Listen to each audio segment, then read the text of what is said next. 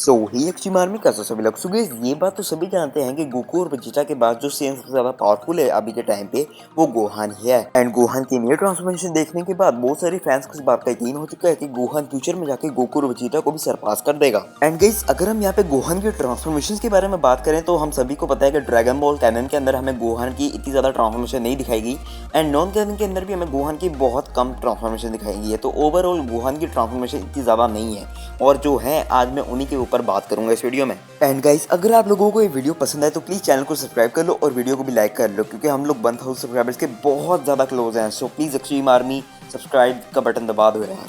So guys number 6 पे जिस transformation के बारे में बात करेंगे वो है super Saiyan 1 Gohan. So and guys इस ट्रांसफॉर्मेशन को गोहान ने द ग्रेट सैयन सागा के अंदर अचीव किया था। एंड गाइस गोकू और वेजिटा के बाद गोहान ही वो तीसरा सैयन बना था जिसने सुपर सैयन फॉर्म को अचीव किया था। एंड हाँ यहाँ पर मैं फ्यूचर ट्रंक्स की बात नहीं कर रहा, वो एक अलग टाइमलाइन से है। एंड गाइस गोकू और वेजिटा की तरह ही गोहान भी अपनी इस फॉर्म में बहुत ज्यादा पावरफुल हो जाता है, यानी कि वो अपनी बेस फॉर्म से 50 टाइम ज्यादा पावरफुल हो जाता है। एंड उसके हेयर्स भी येलो हो जाते हैं और उसके मसल्स भी ग्रो हो जाते हैं। अब यही थे सुपर सैयन फॉर्म के बारे में जितना मुझे पता है। अब यहाँ से हम चलते हैं सुपर सैयन 2 फॉर्म पे। And guys super Saiyan 1 and 2 अभी के टाइम पे सबसे ज्यादा कॉमन फॉर्म्स है, मतलब कि कोई भी सैयन आता है और इन दोनों फॉर्म्स को अचीव कर रहा था और फैंस को भी इन फॉर्म्स के बारे में बहुत ही ज्यादा बेसिक नॉलेज है ऑलरेडी। तो इन दोनों फॉर्म्स को इतना ज्यादा कवर अप करने का कोई पॉइंट बनता नहीं है। गाइस यहाँ से अब हम चलते हैं अपनी लिस्ट की 50 ट्रांसफॉर्मेशन के ऊपर जो कि है super Saiyan 2 transformation. So guys basically Gohan ने सुपर सैयन 2 को तब हासिल किया था जब वो सेल के अगेंस्ट फाइट कर रहा होता है और सेल उसके सामने एंड्रॉइड 16 को मार देता है, जिसकी वजह से गोहान के अंदर अब तक का जितना भी एंगर और जितना भी पोटेंशियल था वो एक साथ सारा बाहर निकलता है।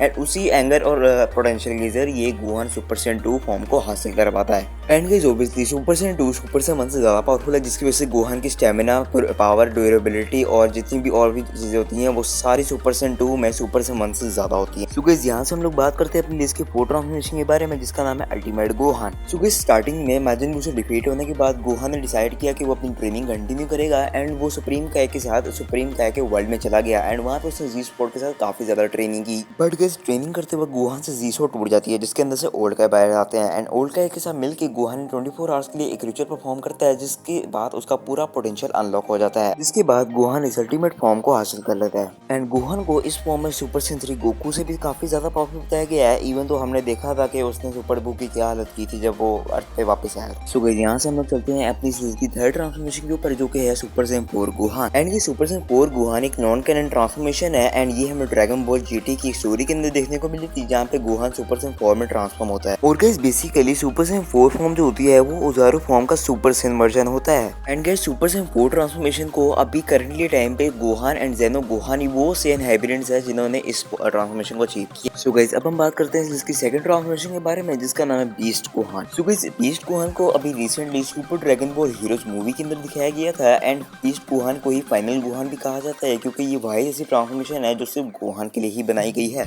एंड गाइस इस फॉर्म में गोहान के हेयर्स काफी ज्यादा स्पाइकी हो जाते हैं, उसकी आइज का कलर भी रेड हो जाता है एंड उसके आसपास बहुत ज्यादा स्ट्रॉन्ग ऑरा भी क्रिएट हो जाता है। एंड गाइस जब सेलमैक्स ने गोहान के ऊपर अटैक किया था तब गोहान ने अपने सिर्फ एक ही हाथ से उसके पूरे अटैक को ब्लॉक कर दिया था। एंड गाइस इस ट्रांसफॉर्मेशन में गोहान को गोकू और वेजिटा की करंट पावर लेवल जितना ही पावरफुल बताया जाता है, लेकिन ये तो फ्यूचर में पता लगेगा कि वो उनके जितना पावरफुल है या फिर नहीं। सो गाइस चलिए अब हम बात करते हैं इस लिस्ट की सबसे ज्यादा पावरफुल ट्रांसफॉर्मेशन के बारे में जो कि है ओमनी गोहान। यहाँ पे basically 2nd tournament of power के बाद गोहान ने ओमनी पावर को अचीव कर लिया था, जिसके बाद वो इतना ज्यादा पावरफुल हो गया था कि उसने 30 मल्टीवर्स के सारे गॉड्स तक को डिफीट कर दिया था। एंड यहाँ पे उन सारे गॉड्स को हराने के बाद गोहान उन सारे 30 मल्टीवर्स का रूलर बन गया था।